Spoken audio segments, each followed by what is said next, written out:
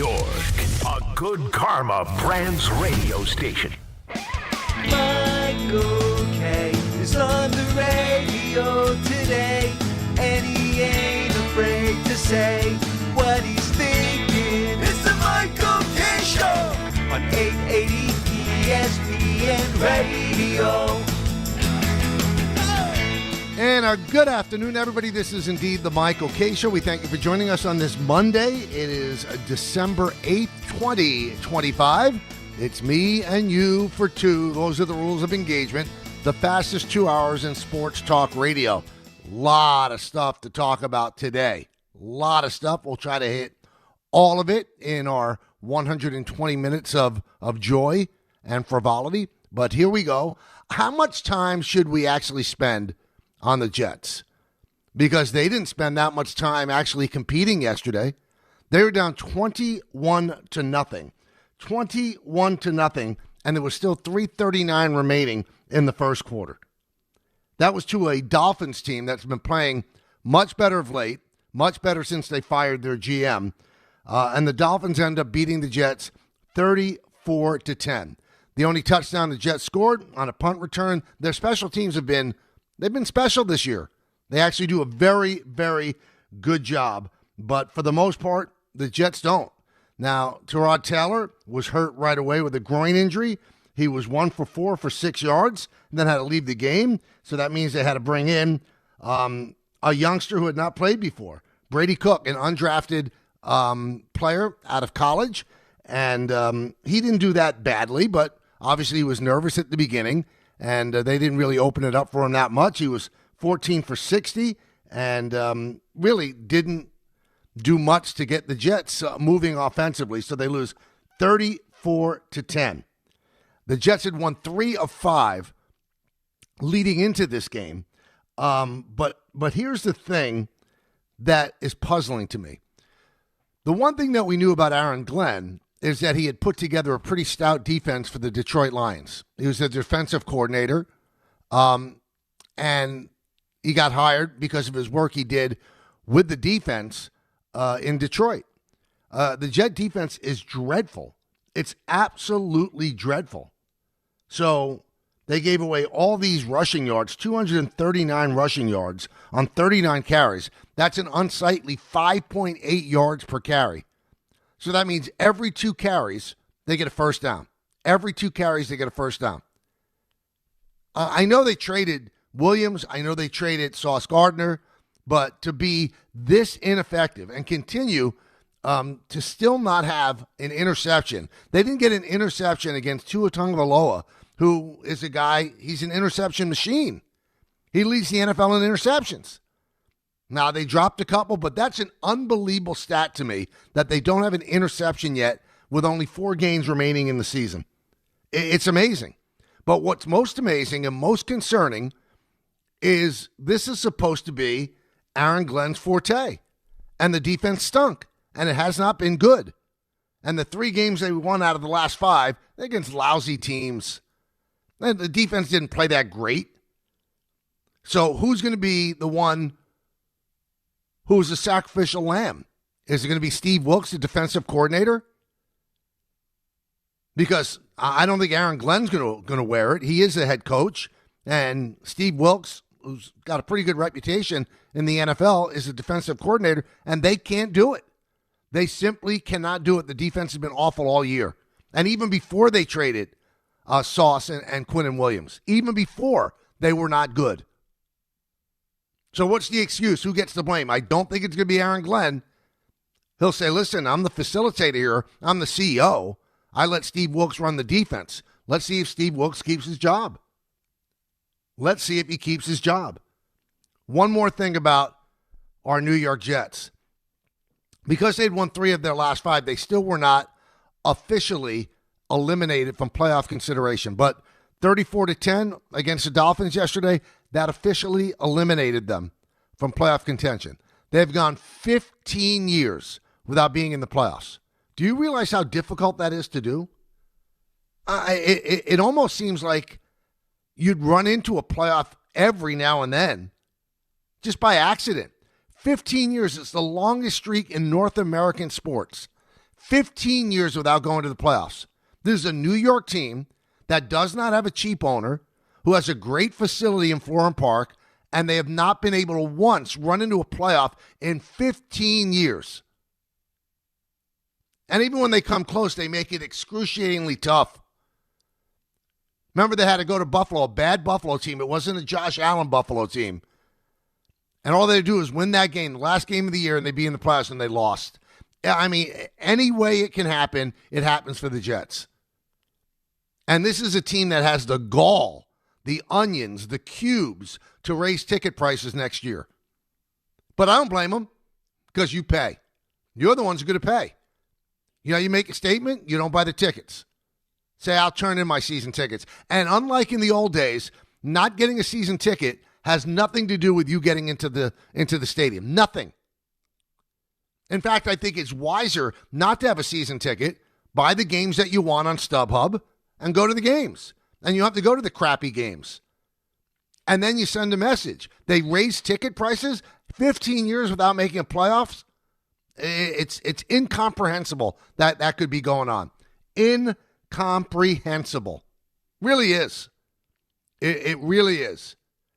Other football news, the college football playoffs, they announced the seedings on ESPN at noon yesterday, so before the NFL, and everybody's waiting for the choice between Miami and Notre Dame. And it was Miami that got in, and they had the exact same record. Most of the analytics with the two teams remarkably similar, and it comes down to the fact that Miami beat Notre Dame at the beginning of the season and beat them soundly. Notre Dame has since gone on to win 10 in a row. Miami has not played as well as they did against Notre Dame at the beginning of the year. But when it's that tight, the only thing that you could go with is head-to-head. And they gave it to Miami. Here's the one thing I don't understand about this college football committee. How was it over the last 5 weeks that Notre Dame was rated ahead of Miami? The last time they had a rating, Notre Dame was rated ahead of Miami. Neither team played. Miami did not play a game. They did not play in a conference championship, and Notre Dame's an independent. So somehow, some way, it flipped. How? How did it flip? Neither one of them played a game. And I'm not saying that picking Miami was the wrong move. I'm saying, how did it flip? What impacted it that Miami moved up after sitting behind Notre Dame for the last 5 weeks? And then, strangely enough, it wasn't even Miami and Notre Dame that was battling. It was really Notre Dame and Alabama. And I think Notre Dame finally got justice done to it because it remains an independent and refuses to join a conference. So Alabama's in the strong SEC. Alabama has not played well in the last 4 or 5 weeks. Alabama just squeaked by, I think it was Clemson team, and then they got waxed. They got waxed in the conference tournament by Georgia. And they make it, and Notre Dame doesn't. So there is your argument right there. Why did Alabama get in and not Notre Dame? Now, Notre Dame is in the ACC in other sports, and the ACC was fighting for its member teams to actually get into the tournament. And while they're doing that, they're dissing Notre Dame. So Pete Bavacqua, the AD of Notre Dame, is now angry at the ACC. So maybe they separate themselves from the ACC, or maybe they should just join a conference. Now, here's the thing that's debatable, and I wonder what you all think about this. If you're not in the college football playoffs, the other bowl games are jokes. What are they exactly? They're money grabs. They're bowl games that ESPN could televise. And Notre Dame said after a couple of hours after not getting in, they said, you know what? We don't want to go to a bowl game. We're out. We're out. Are they wrong for doing that? I'm sure they talked to the kids, right? And they're leaving some money on the table there. Because you do get money for being in a bowl game, and they don't want any part of it. Now, in addition to Notre Dame, Kansas State and Iowa State, both losing their head coaches to bigger programs, they also said they're not playing in a bowl game. But for them, they got to pay some money for sitting out. Because when you're in a conference, when you get bowl game money, it gets split with everybody in the conference. So if you're not going, you're taking money away from the conference and all the other teams. So each team, Kansas State and Iowa State, were fined $500,000 by the Big 12 each, which will then be distributed amongst the other teams. I'm telling you what, there's so many things wrong with college football. And I obviously think the playoffs they'll be fine, but it comes down to there's so much unrest. And there's so many things that are inexplicable. And all of these decisions are made behind the cloak of secrecy and behind closed doors. So why'd Alabama get in ahead of Notre Dame? Now, the knock against Notre Dame, yeah, it won 10 in a row, but it didn't really beat any great teams. So they are on the outside looking in, and they don't want to go to a ball game. And although it looks petty and they're acting somewhat petulant, I kind of get it. I kind of get it. What is the purpose of going to a ball game if you have no chance of winning the national title? To add another game onto the bones of these young kids? It's not like NFL players. These kids are still not even adults yet. You're going to tack another game onto them that means absolutely nothing? I think these bowl games are dying a slow death. Those that are not involved in the college football playoffs, they're dying a slow death. Why do people go to them? Why do teams go? Now, you could say if you got some young players, you want to get more practice time. I understand that side of it. But I feel very, very strange coming down hard on Notre Dame and Kansas State and Iowa State. Maybe they asked the kids, and the kids said, you know what, we don't want to go. We think we should be in the college football playoffs, and we don't want to go. So either the other bowls getting themselves aligned with the college football playoffs, or you wonder if they're going to go away. You wonder if they're going to go away. Again, not a great look for ND. It makes them look like, that they didn't get chosen to play, so they're going to take the ball and go home. And that's what they did. But again, I find myself hard-pressed to rip them. I find it hard-pressed to rip them. So what are they going to go to, the Massengill Bowl or whatever bowl chooses them? For what? Is that something that they're going to post in their locker room next year? Yeah, we won the Massengill Bowl against Michigan State, 25-10. It doesn't matter. It's a nothing. It's a nothing burger. And I don't think Notre Dame really needs the extra games or anything like that. It's not going to impact their recruiting. Now, you know that other schools are going to rip them with their recruiting against them and say, look, they wouldn't even play these games. I don't think it's going to affect Notre Dame. But Notre Dame really does have to think hard about joining a conference. But they're probably not going to do that because then they'd lose their NBC deal. They're the only college team that has its own television deal. They don't have to split it with anybody. And if they bolt out of the ACC, that hurts basketball, hurts all the other programs. So they got some tough decisions to make. They really do. 1-800-919-3776. Winter meetings essentially started last night. We'll get into that in the 2 o'clock hour. Some of the things that Brian Cashman said, what the Yankees are looking for. Don Mattingly not making the Hall of Fame, which was disappointing personally for me, and I'm sure disappointing for him as well. Contemporary Baseball Era Committee. Now, he did get over the requisite 5 votes. He got 6. He and Dale Murphy got 6 votes, so they would be eligible to be on another Baseball Era Committee ballot in 2028. And I did tell you guys this on Friday. These committees are not going to be in favor of Bonds and Clemens. They're not. They're going to be harsher on Bonds and Clemens than some of the writers, especially the young writers. So Bonds and Clemens, both in their last year of eligibility, got over 60% of the vote. They didn't even get 5 votes last year. So the next time they could be on any of these ballots, 2031. I don't think it's going to happen. And a guy that probably feels awful about it is A-Rod. because A-Rod's looking at those guys. They could actually pave the road for him if they got in. Now, he's still got, I think, about 4 years left, 3 years left on the writers' ballot. But unless there's an unbelievable change of heart about people involved with PEDs, I don't know if he's going to get in. Also not getting the 5 votes, Sheffield, although he said he admitted that he used the clear, right? He didn't know what it was. He said he's never, ever taken steroids. And Fernando Valenzuela, who was never even tainted with any of that stuff, he didn't get the requisite 5 votes either. So those 4 players, they will not get in until 2031. Jeff Kent got in, hit more home runs than any second baseman in history. But here's a curious thing. Let's say his WAR is 40, and I'm rounding it off, his WAR. Do you know that Lou Whitaker's WAR is like 61, and he can't even get on one of these ballots?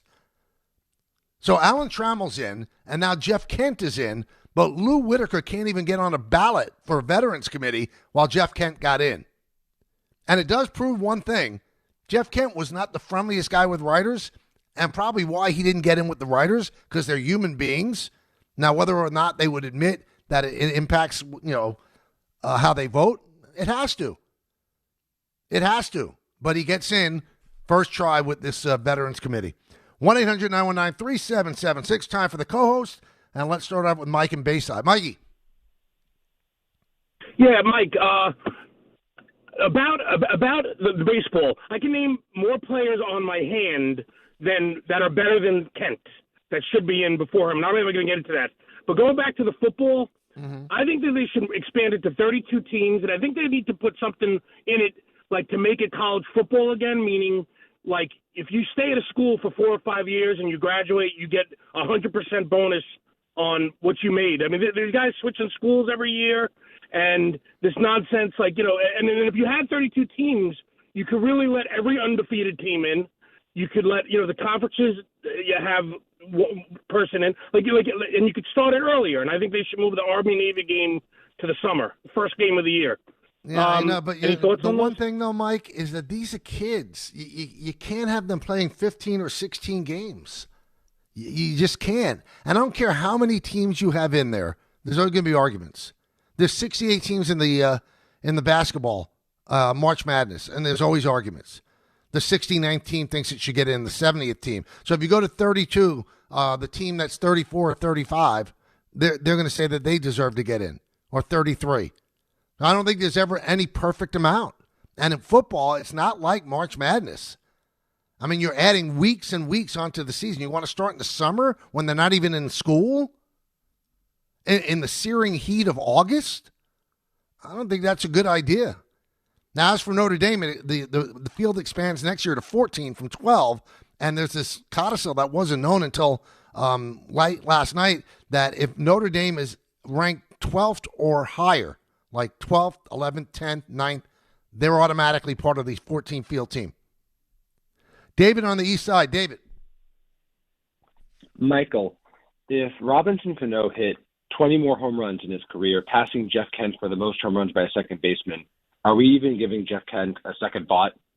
We are, because Cano got nabbed for PEDs. Right, but then he's at least, even you have the PEDs, but Kent is still not the all-time most home runs by a second baseman. I think it adds a little. I think he got in because he. I don't know, David, because Aaron Judge's 62 home runs.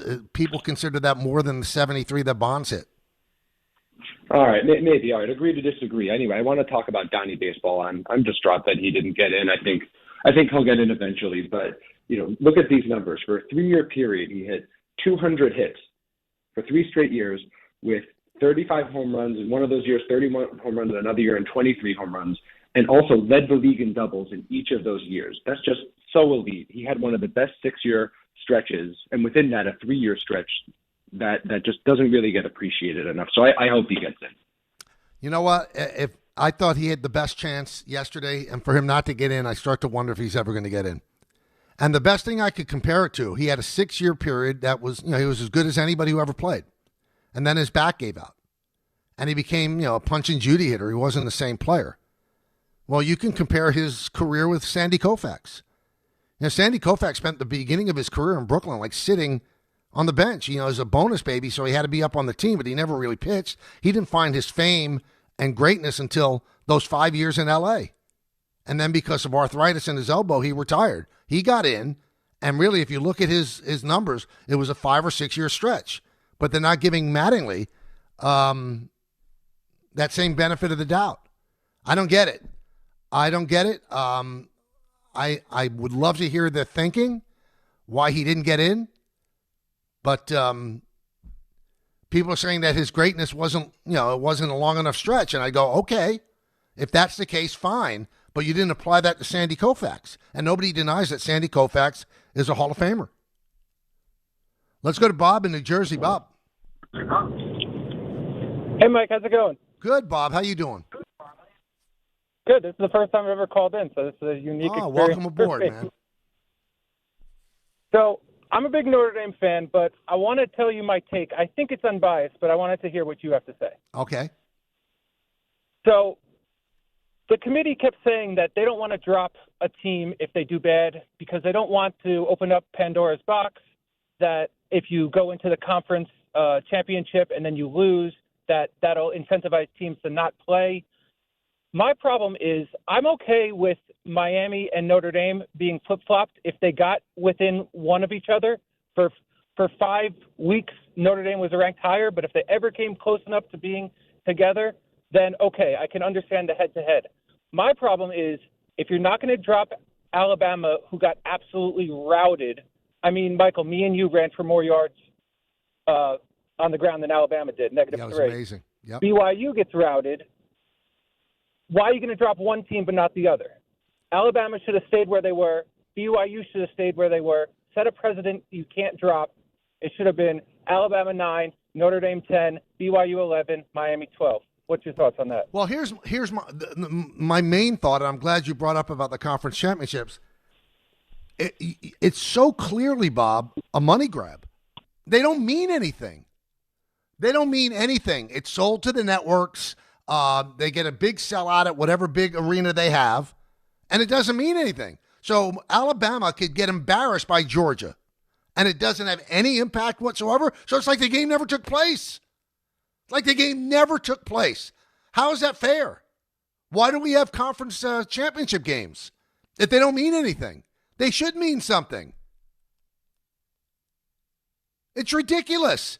It meant something in the Big Ten. Ohio State was clearly ranked above Indiana, and Indiana beat Ohio State. So they're the number 1 seed, and Ohio State's number 2. It didn't have that much of an impact because they both have byes.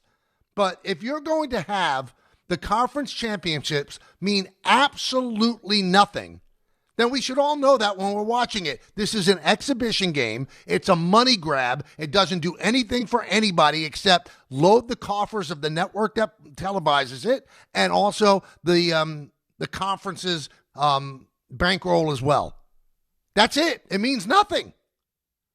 And we see the same thing in college basketball. If you're considered like one of the top-ranked teams and you go into the ACC tournament and you lose in the first round, it doesn't affect you at all. So why are we having these tournaments? At least in college basketball, if a Cinderella team comes out of nowhere and goes on a run of winning 5 games in a row, they could win the Big East and they get the automatic bid. That hardly ever happens. So again, it means nothing except if somebody comes out of nowhere to grab a spot, which is going to take a spot away from a more deserving team too. So Alabama could be really embarrassed by Georgia, had not played well for the last 4 weeks, and they make it. So the game against Georgia didn't take place. It was a ghost. It didn't take place. And I've been saying this for years about conference tournaments and conference championship games. They're jokes. They're absolute jokes. And then people will go, well, if it means that much, then the whole season. No, it's a whole story that you build. That's what it is. It's the ending to the story. But this isn't even the ending to the story. It's like on the back jacket of the book. It doesn't mean anything. So why do we watch? For what? For what reason? There were some people that said, well, Ohio State didn't play as hard as it had to because they knew they were in. It wouldn't affect them at all. Okay, then what was the game about? Bragging rights to Big Ten championship? So it meant something to Indiana because they won the first Big Ten championship since 1968. So there was some bragging rights for them, and they're kind of like the little engine that could behind Signetti. I get all of that. But if it meant like you're going to lose your bye, I wonder if Ohio State would have played differently or could have played differently. We'll never know because we know these games mean nothing, absolutely nothing. Alabama's loss to Georgia proves that. Steve Young's going to join us in just a moment. We'll talk about a wacky NFL Sunday. Some teams that have been here for a long time, looks like they might not be making the playoffs. It's the K Show right here on ESPN New York. Every aspect of your business will operate better and faster with artificial intelligence. AI is a race, and companies that act first will win. Thrive Managed AI is your advantage over all your competitors. Thrive partners with you on a smart, secure AI strategy for your business. Then they deploy and manage it for you. Be first and win the race with Thrive Managed AI. Start with a complimentary strategy consultation at thrivenextgen.com/ESPN. That's thrivenextgen.com/ESPN.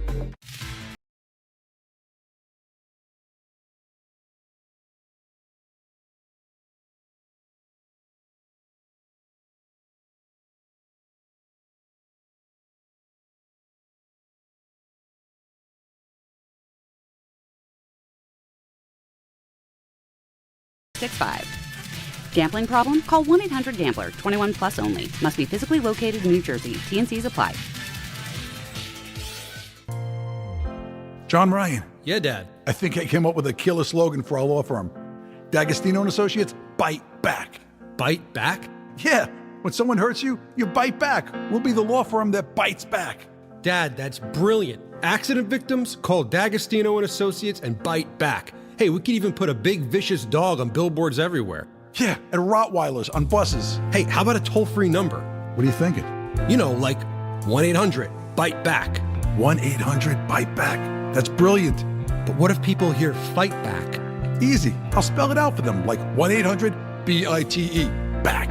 1-800-BITE-BACK. That's 1-800-248-3222. Love it. Hey, Dad. Yeah. All this talk about biting back got me hungry.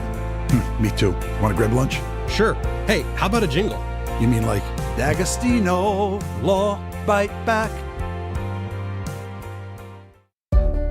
Ox Spine at New York Presbyterian is always in pursuit of a better way to heal the spine.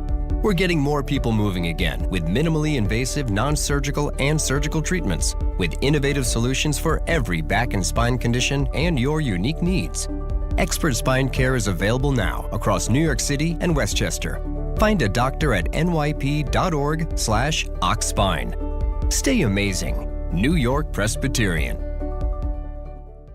The holidays are here, and Amazon Pickup is your MVP of package pickup. Need that perfect gift like a brand new jersey for the big game? With Amazon Pickup, you can grab your order from secure Amazon lockers or counters near you on your schedule at no extra cost. It's fast, it's easy, and it keeps your holiday surprises tucked safely away. So whether you're running from work or heading to the holiday party, Amazon Pickup makes holiday shopping worry-free. Find your nearest Amazon Pickup location at amazon.com/pickupmvp. That's amazon.com/pickupmvp. At Uline, the prevailing opinion is, if you don't live it, you don't believe it.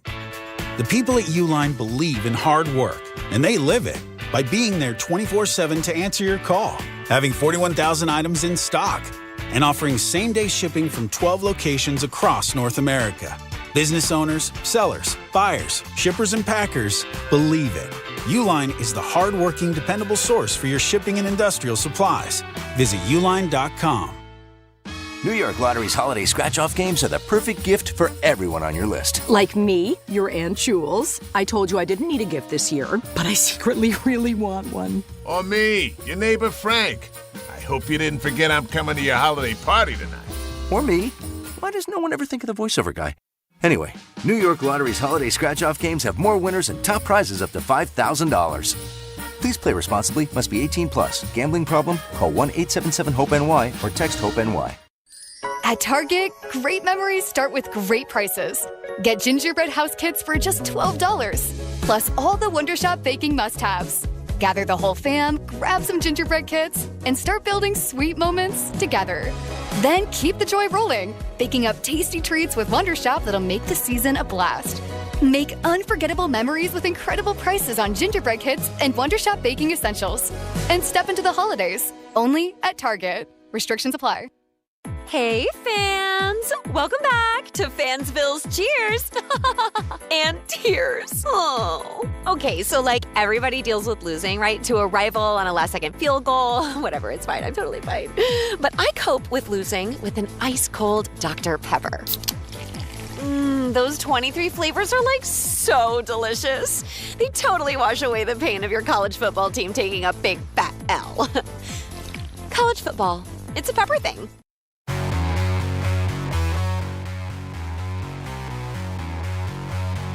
The ESPN New York holiday party, it's almost here. It's this Friday. This show, the Michael K. Show, and Don Hahn and Rosenberg are bringing the holiday cheer at your mother's house in Garden City Park, Long Island, this Friday, December 12th. Once again, collecting unwrapped toy donations this year to benefit the Garden of Dreams Foundation. It all kicks off at 1 p.m. this Friday, December 12th at your mother's house. For more info and to purchase VIP access, check out the ESPN New York app. It's brought to you by Amazon Pickup, Security Dodge, and Spiked Aid, made for big city social stamina.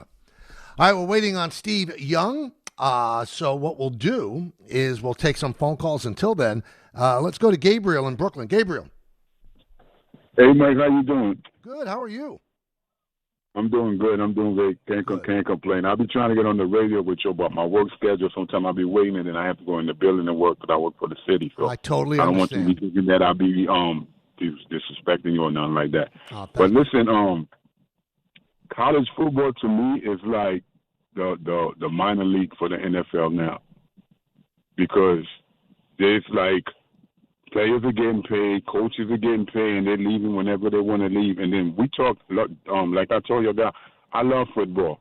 But remember, we talk all the safety protocols for like concussion and stuff like that. But at the end of the day, we just adding more games to college and more games to the NFL. So are we really about, are the leagues really about safety, or they're about their bottom lines, getting that money in? For Notre Dame, I think the reason that they're trying to, like, force them into a conference, because, you know, it's like they're, like, the only team that's basically left out there that's, like, a top team, like, you know, a top school that's not, like, in a conference, and they're trying to, like, pressure them into going to conference. Yeah, but next year they're going to have the benefit, Gabriel, if they're in the top 12, they're ranked in the top 12, they're going to automatically get in. So, I mean, there doesn't seem to be any incentive for them to join a conference. It doesn't make sense for them. Now, one of our listeners, Brendan Taub, said, you make it sound like non-BCS college football playoff bowls are new. Teams happily played in these games for many years, even without a chance of winning the national championship. But if you get what you feel rooked out of a chance to win the national championship, you don't want to play in a game that doesn't mean anything. Because if you accept the bowl game that's not in the college football playoffs, Brandon, then you're saying in a tacit way, okay, we'll move on. It's not going to upset us. They're showing the world that they are upset. You know, with all the other bowl games, you know, if there were massive upsets or something like that, and you played in a bowl game, then you have a chance to win it. And for the other bowls, it's going to be teams that are not good. Teams that are, you know, one game over 500, that have the requisite 6 wins, and they want to get some further publicity for their school. That's what it comes down to. Really, that's what it comes down to. So there is a little bit of a difference. And the other two schools that said no, Kansas State and Iowa State, they lost their coaches to bigger programs, so they didn't actually want to do it. You know, their program's kind of in flux. Andrew in Long Island. Andrew. Yeah, hey, Michael. How you doing? Good. How are you today? I'm great, thank you. I want to talk about the Yankees. Now, unfortunately, last time I talked to you, we got cut off when I was talking to you about Rosario. Mm-hmm. And obviously, you know, he's good against lefties, and he'd be cost efficient. And also, I want to read a couple of sentences here about what Steinbrenner said, Hal Steinbrenner. He said, Steinbrenner did admit that he prefers to cut payroll, but he again insisted that he's willing to blow by that for the sake of winning, you know? Mm-hmm.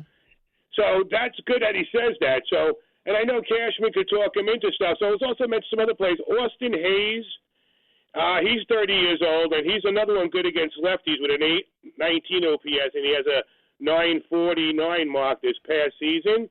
And I think Okamoto, the Japanese player, would be good if they can get him because he has like a low strikeout rate and he has a high walk rate and 84% contact rate off of pitches 94 plus miles per hour. Yeah, but so that's also good too. And also Okamoto's a right-handed bat, and he comes with some, positional versatility. But Andrew, he's going to cost a lot of money, and he's going to be a backup at third and a backup at first. They already have a first baseman. They already have a third baseman. So you're going to bring in somebody, and you don't want to pay them $25 million a year. So I think that removes Okamoto out of that. We'll talk more about this in the 2 o'clock hour. Now we are joined by the Hall of Famer, our good friend, Steve Young. Steve, how you doing? Good, Michael. How you doing, buddy? I'm doing all right. In watching the Ravens in that game, what do you think is wrong with Lamar? He just doesn't seem like the same player. He's hurt. I mean, you're only what happens in your body, especially elite athletes, and especially supreme elite athletes, are so attuned to their body and what they can do and what they can't do. And when it gets limited, what happens is your game diminishes. You're not yourself, and you can see he's not himself. Now, there might be other things going on that we don't even know about, but something's going on that's diminished him so that he can't be who he is. And then I also think that the Ravens, the sign of the Ravens' retreat was before he was hurt. So you got a sense that something was not like completely right with the team, with the offense, with the explosiveness that they had. So I think that, we're looking at one thing, but I think we might be thinking at 4 or 5 things. But one of them's for sure that Lamar's not healthy. And when he's not healthy, I don't remember him playing hurt like this. And some guys game is not, sometimes their game is not as dynamic, right? It's not like they just stand there. They can let the ball rip. They can play hurt. His game is different. And so we just got to recognize that that's the prototype today. And we got to be patient with that as he tries to work through it. All right, so my question is, and it's easier said than done, is it smart to play him if he's not 100%? Yeah, but it's all about alternatives, right? And then you're in the mix of trying to win divisions and reclaim. Like, they have a chance, right? They've been at 6-7. They got a chance to get in the playoffs, but they can't play great defense. You know what I mean? They can't play. Like, they got to – our superstars hurt, rally out of the locker room. We're coming out, we're warming up, and we are going to lock it down everywhere else. And they can't get it done. So in other words, I don't blame anybody. It's just super hard when the king is hurt and diminished. Everyone's got to rally, and they just don't have that ability this year for whatever reason. All right, speaking of the king, was Kansas City finally dethroned yesterday? Yeah, it's going to be really hard now. I mean, they can still see it because with the Colts. Yeah, but without Daniel Jones, are they going to win a game? If they lose out, let's just say the Colts lose out, right? Which I think looks possible without a quarterback, right? You have a rookie out there playing, hasn't played at all in December of a big playoff run. You can see them losing out, and if the Colts disappear, there is a spot. And someone can claim it, and even the Ravens can claim it. There is a spot that the Colts are going to give up, and so nobody should give in yet. But they're not. They're just like the Ravens. They're not dangerous. You want to believe that they're dangerous, but they've got such flaws that even another king can't make up for it. And he's made up for it, and then gotten rally in December and January and gone won it before, but. There's just, their offensive line is now just tatters. Like, even if they make it, how do they score 28 points in a playoff game? I don't know how they do it. Let me ask you about the strategy that Andy Reid employed yesterday, and I feel foolish even questioning the guy who's one of the greats of all time. 10 minutes left in the game, and he's on his side of the 50. On a 4th down, and he goes for it. I mean, I know it's a gutty. At that well, point. you remember when he waved no, like no, we're not doing that. And then they called timeout. And then what happens, I think, is in the offensive side of it, somebody says this play is awesome. We have an awesome play. And I think that's when the risks to me are not done by ergonomics, like we're not gonna do some data dump and try to figure out what the data says to do. No, it's, do I have a great play or not? In context for the moment, do I have a great play? And so I think they came out of timeout, and the play they ran, I think, was a great play. Just didn't throw it well. Like, it was going to work. And so that's, to me, when you make, crazy decisions as a coach, or at least from a fan's perspective, it really is around, do I have a 2-point conversion? Well, it'd be great to go for 2 points, but I don't have a great play. Well, then don't do it. But if I do have one that I know contextually with what we've shown them this whole game will work, or at least I think it's got 90% chance, I'm doing it. And so I think it's the same kind of thing. See, the one thing that I look at with that, Steve, is was the juice worth the squeeze? Because his defense was playing extraordinary. If you just play the punting game, you get the ball in a better situation. I'm with you. I think what I'm gonna say the same thing again. When it comes down to it, you turn to the defense and say, "Look, we have a great play." Right. And we think it, you know what I mean? I hear you. And I think when it doesn't work, it's all on the board. All the decision making, all of the second guessing, it all is there. But ahead of it, and I think that's what, to me, great coaching is contextually figuring out a play that you think you love and is perfect for it, and then calling it. And how many times have the Chiefs in big moments, whether it's at the goal, mostly at the goal line, where it's all a lot of fourth downs at times when they've won Super Bowls, they've won playoff games because they had a great play. And so of all the people that I'm going to let judge whether you have a, because there's a lot of people that say, I have a great play. Like, what do you mean? You haven't had a great play in 10 years. What do you mean you have a great play? Right. Like, but he's the guy that has had lots of great plays and is kind of known for it. So I'm going to let him decide that. As one of the great quarterbacks of all time, do you enjoy watching guys like Josh Allen and Joe Burrow? Was that a fun game for you to watch? Yeah, because it's excellence. There's art to the sport. There's art to the position. There's so much that goes into it. It's not just a physical challenge. It's an emotional challenge. It's an intellectual challenge. It's a spiritual challenge at some level. Like, quarterback takes everything. And when you get people who are at the top of their game, especially in 2025 when the game's so much more wide open, the quarterback even can show more. Like, I always say, I wish I played today, because you could be more of who you are, especially if you can move around. And so, like, I love it. I honor it. I wish I could join. And it is a beautiful thing. And as a fan of football, if you forget about fantasy, forget about your team that you love, if you just love the game, you have to stand back and just relish when you get players like that. There's always a couple, 3 in a generation that you just love to watch them play, and as an art form. And we see it. I hope we see it again soon. And how about, it wasn't as, I wouldn't call it an art form, but it was good old-fashioned football, Packers and the Bears. What'd you get from that?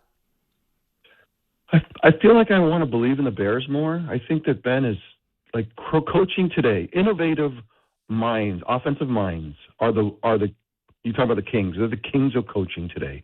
Mm-hmm. Led by the big four, Andy Reid, Kyle Shanahan, Sean McVay, and Sean Payton. They're the ones that figured out 10 years ago that the game's changing and I'm going to change with it. And then now they've infiltrated, because of their coaching tree, has infiltrated all over the league. And Ben's one of those guys that you just say, he gets it. And you get it offensively, because you can come up with, it's not just, great play calling. It's great scheming. It's innovation week to week. And so when you get behind on the road in a playoff kind of atmosphere, what do you have? And it's like the Bears showed up with something. Now, they didn't get enough. I get that. But they showed up with something. So I think I got out of the game. The Bears are more real than I thought in December and January. Like, I knew they were a good team or a better team. But I didn't really. So I really, despite them losing, I learned a lot. And I think that the Packers are still a work in progress. Like, I don't think they're as good as they could be, and especially offensively, especially with Jordan. He's a little bit of a riverboat gambler, and I like it, but I need him to tighten up a little bit. And I think that LaFleur's trying to do that. And I think if Jordan can tighten up and really get into that area where Josh Allen is, where Joe Burrow is, really kind of elevate his game, the Packers will go to the Super Bowl. But, that'll be the question. See, I watched, the Bills and the Bengals in the snow and the Packers and the Bears in bitingly cold weather. And it's fun sitting in your living room watching that. But Steve, yeah, right. The fire burning, it's awesome. Is it fun to play in that at all, or is it miserable? It's again because it takes all of you. You pour yourself into it every week, and when it gets important, it depends on how cold you're talking about. Like cold, like to me, some of the coldest games I ever played were 31 degrees and raining. You know what I mean? And it's the rain and the wetness that's miserable. That if it's snowing, it's fine. Now, if it's blizzarding, that's another story. But if it's snowing and it's crisp and like you got the warm heat, you got the flamethrower on the sidelines, you got the heaters, the other thing. You'd be surprised how not cold you are. It's when you get wet and windy and cold. And you watch players play in those games. It's miserable and tough to show yourself in those spots. But if it's just cold and gray, it was snowing even a little bit. Some of my favorite games in my life in college and the pro were when it was snowing a little bit, cold, fall, winter. Like I loved it. It was awesome. Final thing, what'd you take out of Shador's performance and J.J. McCarthy's? It gives hope, right? Wait a second, maybe because and development and you got to do it. Like what you don't want is a game like that from both of them, the last game of the season, because you're like, oh, is this real? Right. Like I'm glad they got another month to show because these teams need to know. I mean, especially the Vikings. You're talking about a guy that a coach that's in the mix, trying to get a team who can really go win it. Like he's that guy. And why they let go of Sam Darnold, I even thought of myself. He's loved him in the locker room. I know he just showed up out of nowhere. I know you made a first-round draft choice, but do you not get what's happening? And then they just let him go, and we got this young kid. Not that JJ, that's fine, but don't let quarterbacks go, especially if you know what you're doing. And the Vikings do. So I just hope that over the month that JJ can show enough to make everybody calm down in the offseason, the whole team, the organization, the players, and can kind of lock in on him. Because if not, the Vikings, this is where you get to where you just bounce around the league for 10 years looking for a guy. And they had one last year, and they let him go. Michael Kay, along with Steve Young, joins us every Monday at this point. I don't know, Steve, if it's my age. I get choked up now watching commercials, and I don't even really know Daniel Jones, but watching that injury, I kind of got choked up because this guy has fought through so much. How did you feel watching that? I mean, it's a killer. It was,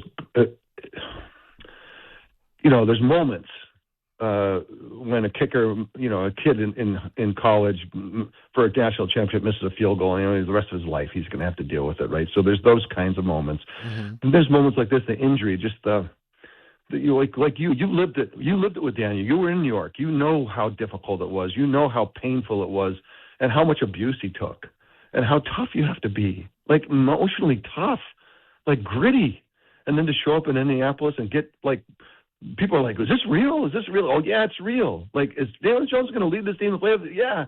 And to have all of that, and like you said, it's just crushing emotionally for him.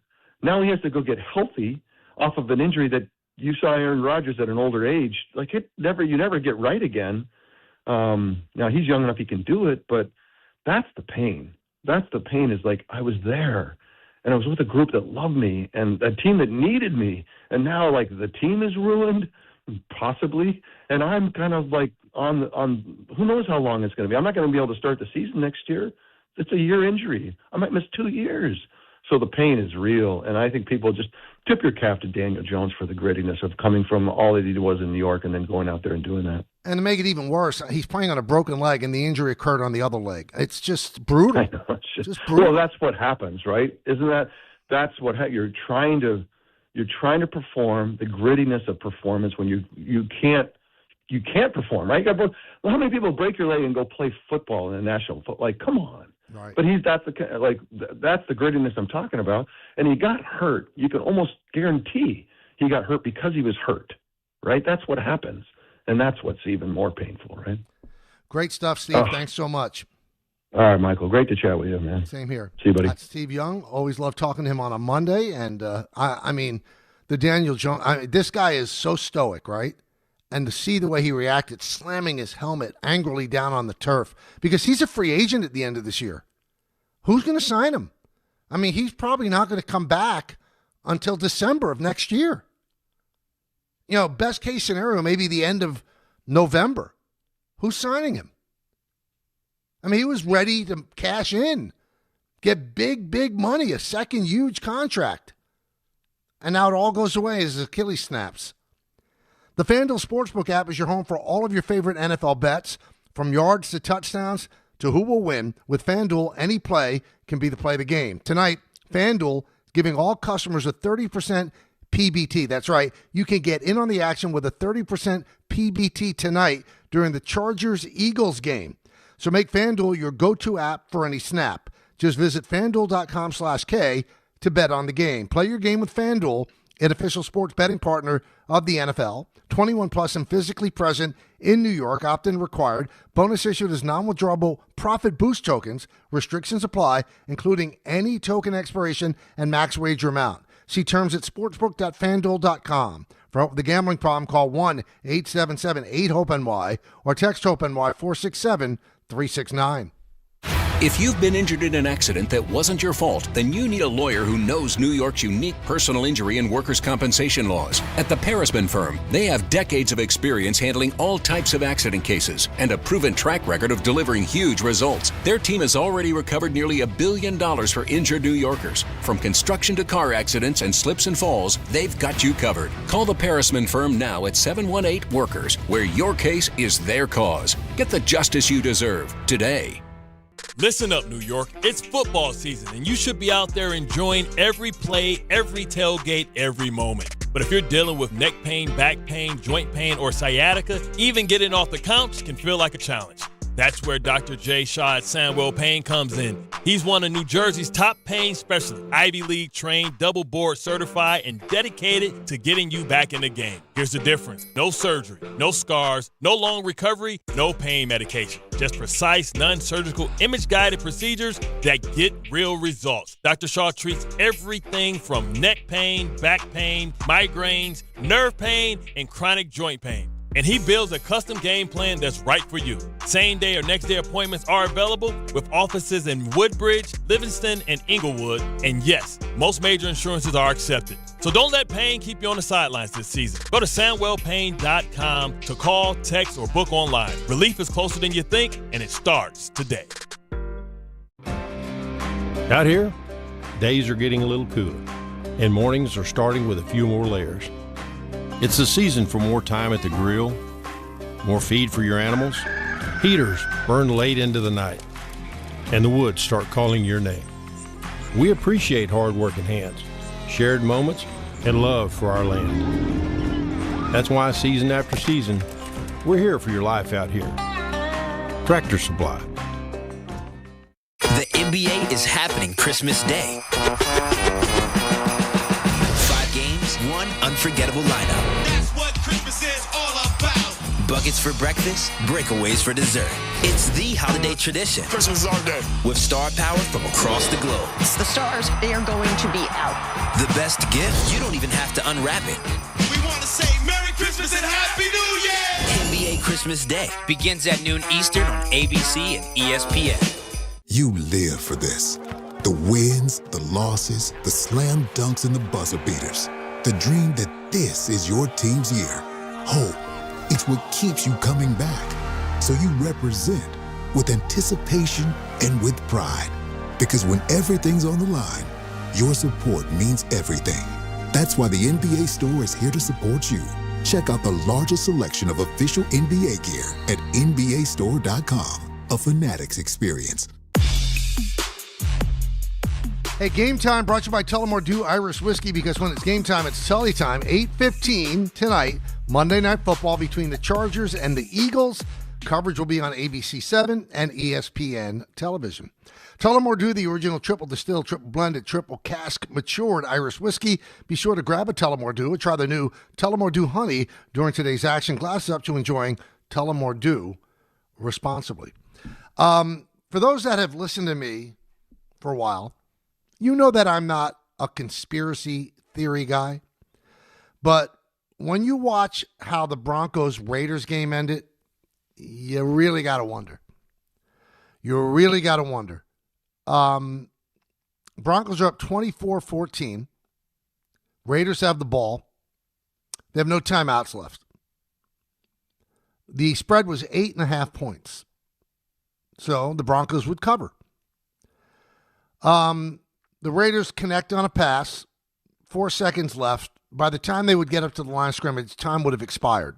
So I thought it was a somewhat bogus penalty where they said delay of game, where the defense wouldn't let the player get up after making the catch. So that let the game continue. Here's what I don't get. So you have one more play left. You're down by 10. And Pete Carroll kicks a field goal. Pete Carroll, the coach of the Raiders. And you wonder why. You're not getting the ball back. There was not going to be an onside kick. That was the last play of the game. Shouldn't you at least try to connect on a Hail Mary? That I would understand. But to kick a field goal there doesn't really make any sense whatsoever. So when the line is 8.5 and that field goal goes through the uprights, I mean, there are people that had the Broncos that, probably smashing their head against the wall. And you see games like that and finishes like that, and you really wonder why anybody bets. I mean, you have no control. I mean, you could do the best guess that you could and hope that it happens for you. Or you could have a loss on your ledger on something like that, which makes no sense whatsoever. Now, do I believe that Pete Carroll was compromised in some way? No. But am I going to rip people that believe that because it made no sense to kick the field goal? None. So people that have the Broncos and they're giving 8.5 and they lose the game, you're wondering why? What just happened? And as long as the NFL is in bed with gambling sites, just like every sport is, you do have to answer to stuff like that. Because it's not like the hidden, non-talked about thing in the corner. Like Al Michaels used to always be cute and add little betting nuggets into his play-by-play. Like, wink, wink, whatever. But it's real now. It's out there. There's ads during the game. So when something like this happens, to have somebody lose a bet on a play that doesn't make any sense, you really do have to wonder. You really have to wonder. As for making picks, my 2 packs yesterday, I gave you the Rams, 8-point favorites, and they walked away against the Cardinals, so that was a win. And I apologize. I don't know how I ever thought, why would I take the Browns in that game? I know the Titans are terrible, but the Titans end up losing or winning the game. They're 4-point underdogs. And after Shedeur Sanders drives the Browns for a touchdown, they bring in somebody else to run a wildcat to try to get the 2 points. A terribly conceived play. So even if they had gotten the 2 points, maybe it goes into overtime, they score a touchdown and they do cover. But why did I give you that? I'm sorry, I was 1-1, and I've been 1-1 the last 2 weeks. But I did give you the Rams, and I gave you the Browns. I'm kicking myself for doing that. I apologize. With all my heart, I apologize. All right, we'll talk some winter meetings when we get back. 1-800-919-3776. Day 2 of the winter meetings. Also, we'll continue to break down the Hall of Fame with Don Mattingly not getting in and Jeff Kent getting in. It's the K Show. You're watching us on the ESPN New York YouTube channel, and you're listening on ESPN New York. I know that hiring can be challenging. You sort through tons of resumes and you get too many so-so applicants. You're just waiting for someone to match your role perfectly. Well, now, there's a place where you can meet them fast. ZipRecruiter. Need to hire right away. Start your search for strong candidates. awaits. Build your team, build it sooner. Meet your match on ZipRecruiter. Just head to ZipRecruiter.com/ESPN right now to try it for free, and you're on your way to meeting your match. 4 out of 5 employers who post on ZipRecruiter get a quality candidate within the first day. So try it now. Go to ZipRecruiter.com/ESPN. Once again, that's ZipRecruiter.com/ESPN. Meet your match on ZipRecruiter. Try it free. Hey, this is Mika Zibanejad. Hey, this is Adam Fox. Catch every Rangers game right here on 880 ESPN. WHSQ and WCBS-FM HD2, New York. The Hess truck's back and it's better than ever. Roaring engines this year. Hess race cars are here. The Hess stock car racers are loaded with lights, sounds, and a powerful racing motor. Only at HessToyTruck.com. Free shipping and batteries included. D'Agostino, Law, Bite Back. I'm injury attorney John Ryan D'Agostino, nicknamed The Closer, continuing D'Agostino and Associates' legacy of helping the injured for over 35 years. My father, John D'Agostino, built this injury firm to help accident victims. This is John D'Agostino, and this is a family firm. For us, it's about doing what's right and making sure somebody pays for your pain. Call us first at 1-800-BITE-BACK. That's 1-800-BITE-BACK. They call me The Closer because big or small, in court or out, I'm fighting to get the job done, to win, to get you every dollar you deserve. D'Agostino and Associates has offices throughout New York and New Jersey and will come to you. I've been there and I'll be there for you. Call us first at 1-800-BITE-BACK. 1-800-BITE-BACK. That's 1-800-248-3222. Listen up, folks.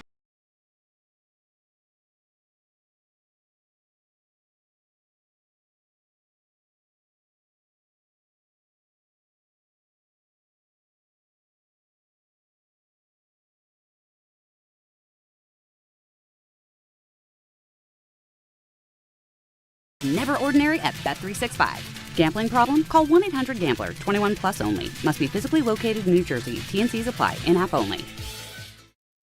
Switching to Progressive is a game-winning call. And that reminds us of other game-winning calls in the history of sports.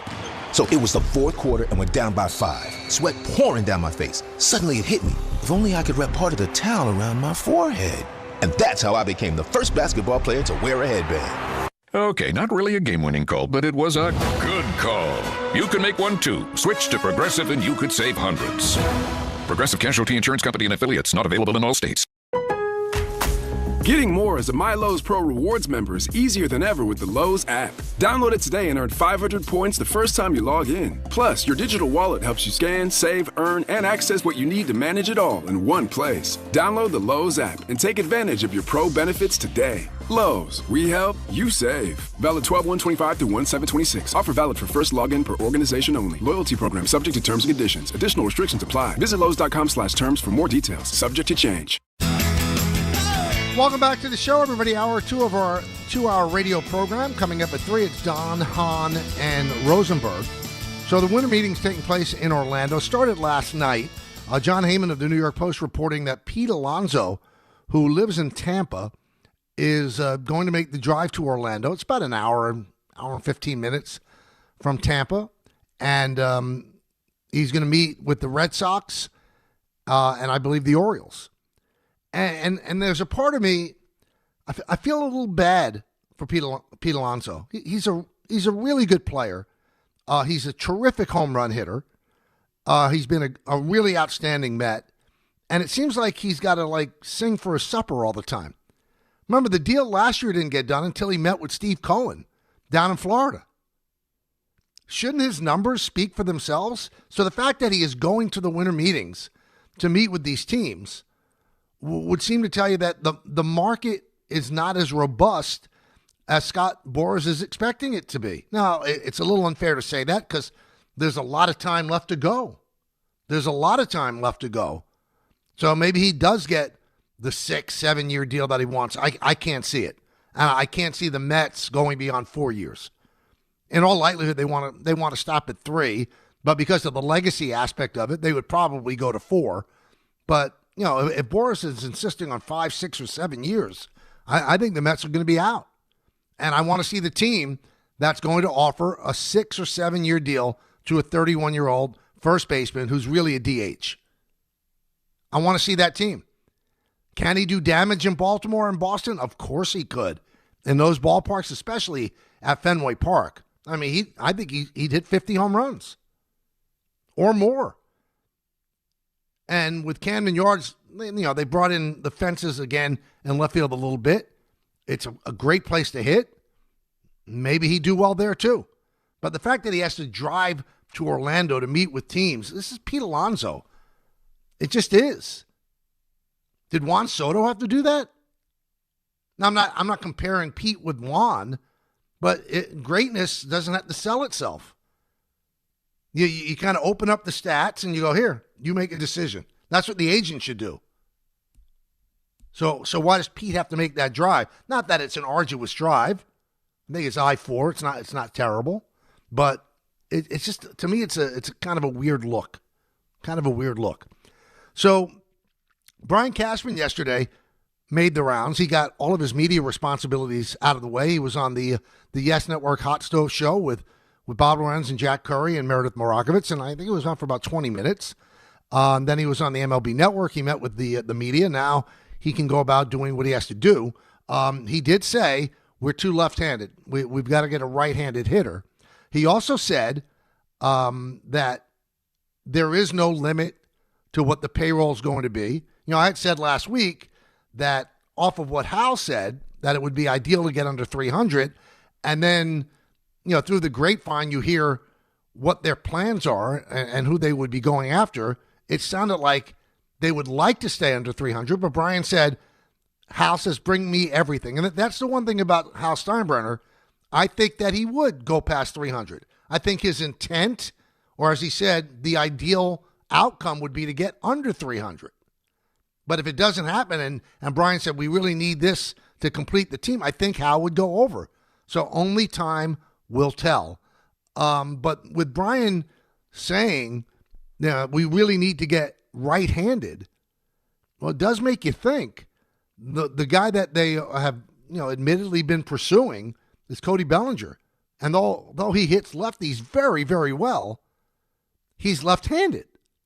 So you go around the diamond, Rice left-handed, Jazz left-handed, McMahon left-handed. You got the two right-handed outfielders, and then you got catchers that are left-handed, Wells and Rice. So it's a heavily left-handed team. So if you do, in fact, bring in or bring back Bellinger, that's one more left-hander in there.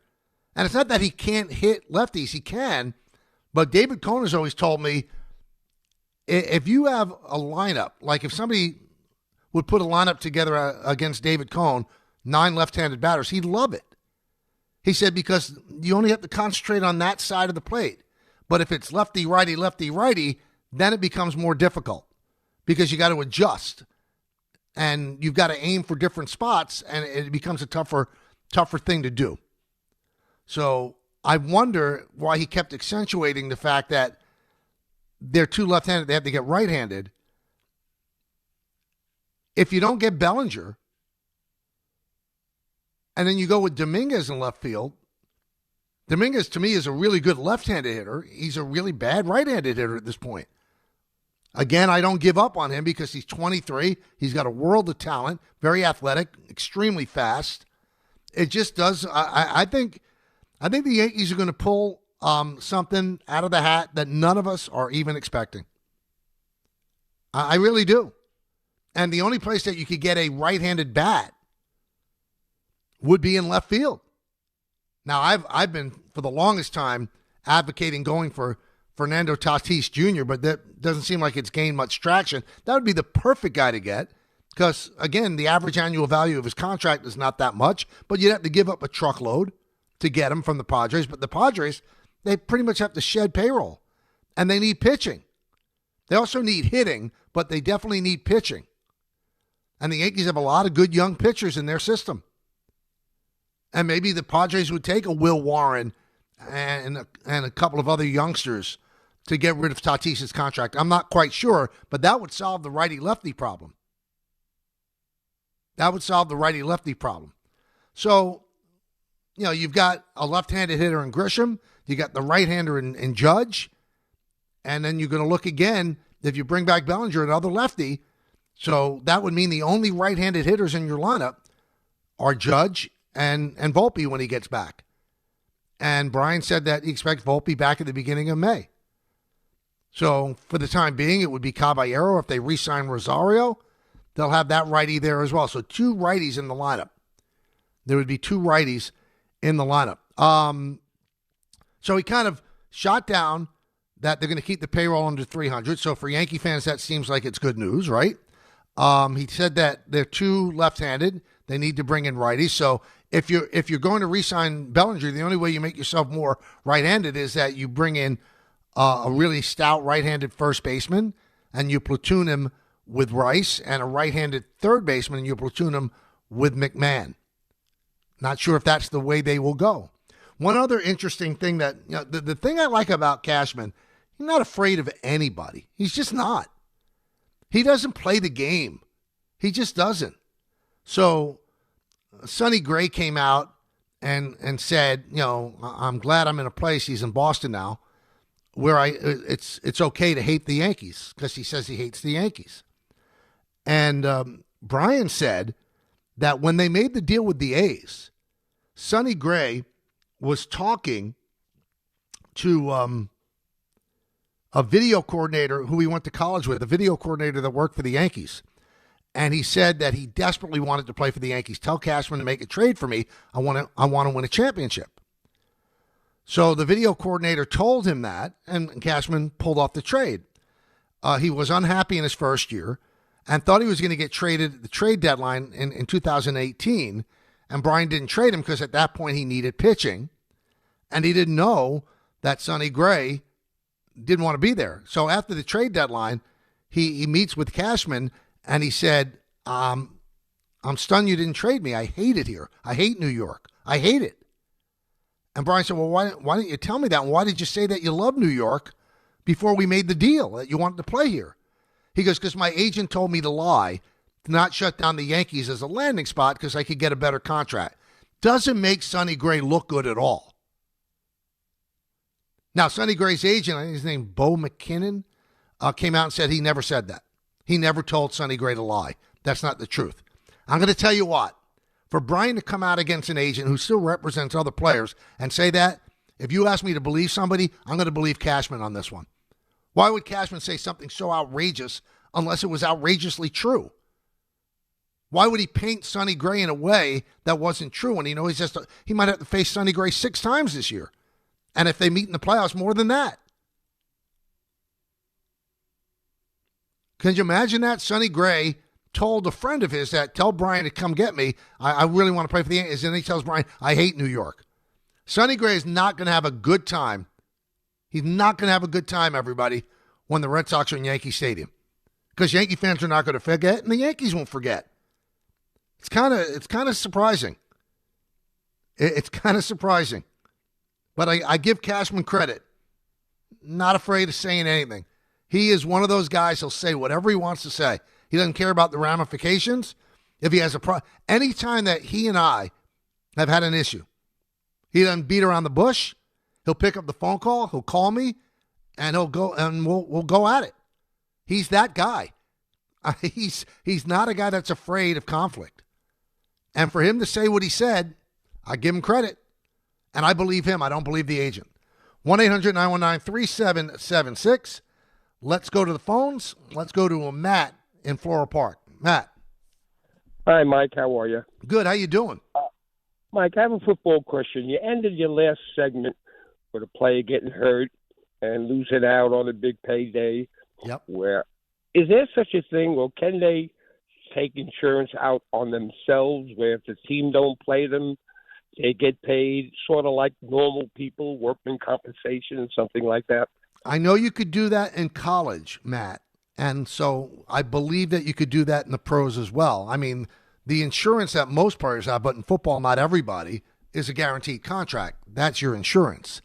But against something like this, I mean, the rate for that insurance would be so outrageously high because football is such a dangerous sport, and you're at the whim of who's going to trade for you or a freak injury like this, non-contact injury. Yeah, I guess you can make an insurance policy on yourself, but you'd be paying so much money for that policy. I know they do it in college. If a guy stays an extra year to make sure that if he blows out his knee or his Achilles, that he'll get the money that he would have gotten in the NBA or the NFL. I believe that you could do it in the pros. Let's go to Dave in the car. Dave.